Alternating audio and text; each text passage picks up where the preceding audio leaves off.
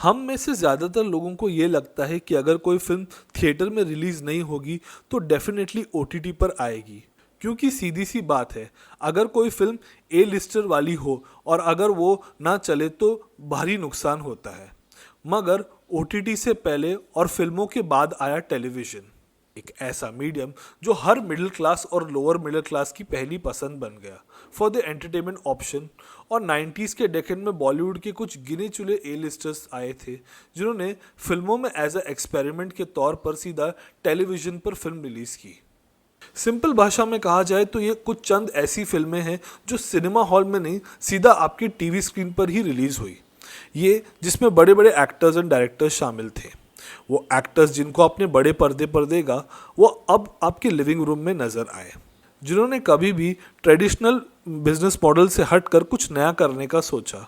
सिनेवंशी के episode number 61 में मैं अभिराव शेट्टी बताऊंगा 90s की 4 भूली बिसरी फिल्में जो सीधा टीवी पर ही आई और कैसे उन फिल्मों को पसंद किया गया। आज के एपिसोड में हम इसकी चर्चा करेंगे। 2 अक्टूबर 1992 को लॉन्च हुआ था जी टीवी।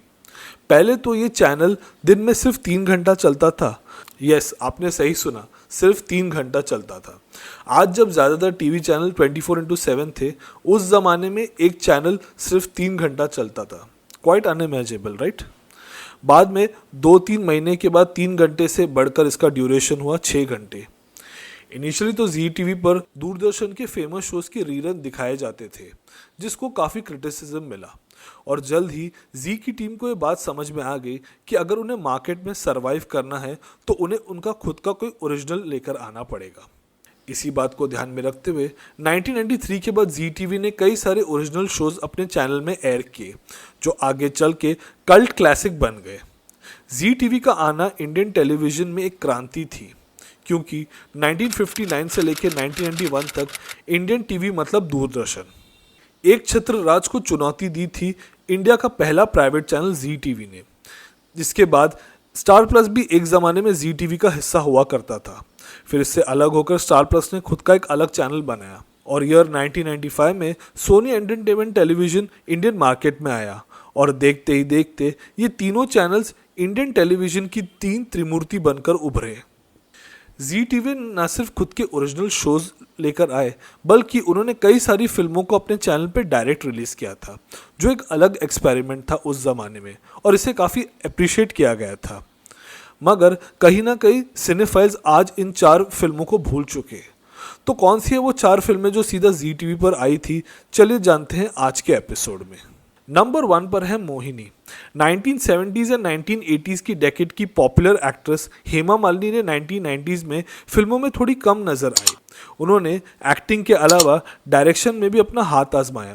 उन्होंने बॉलीवुड में फिल्म बनाई थी दिल आशनाएं, जो शाहरुख खान की इनिशियल फिल्मों में से एक थी।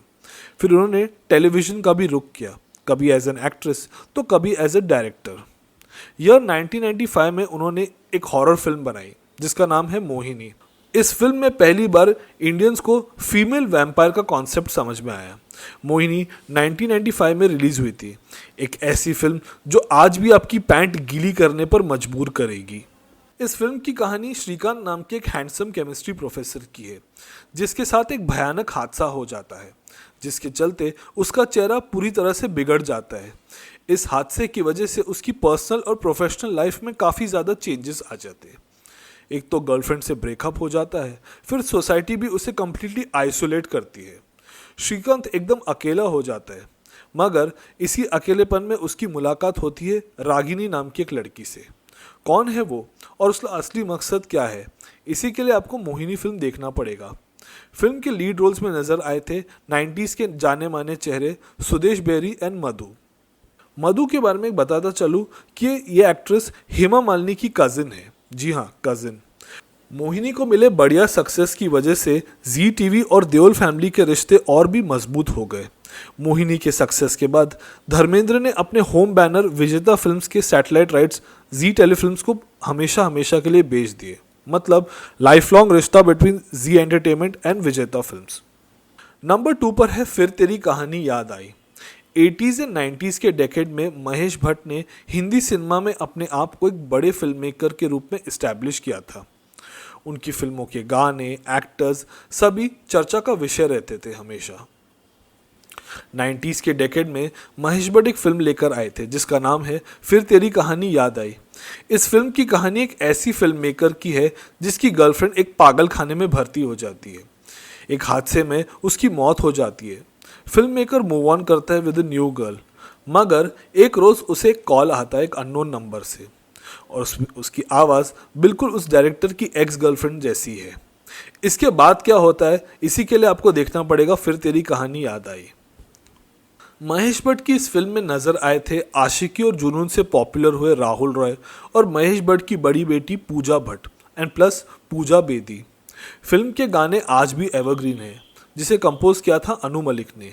यह फिल्म 30 जुलाई 1993 को जी टीवी पर टेलीकास्ट हुई थी। ये फिल्म विशेष फिल्म्स और एसएल विजन मतलब जी टीवी की प्रोडक्शन हाउस के बीच में एक जॉइंट वेंचर था। ये फिल्म महेश भट्ट की कुछ कल्ट क्लासिक फिल्मों की लिस्ट में हमेशा रहती है।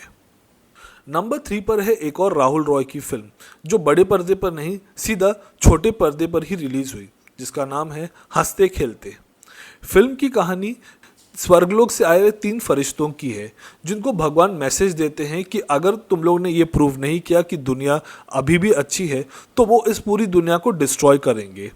इसी चैलेंज को मानते हुए 3 फरिश्ते धरती पर आते हैं। जब ये 3 एंजल्स धरती पर होते हैं तो क्या होता है इसी के लिए आपको देखना पड़ेगा फिल्म हंसते खेलते।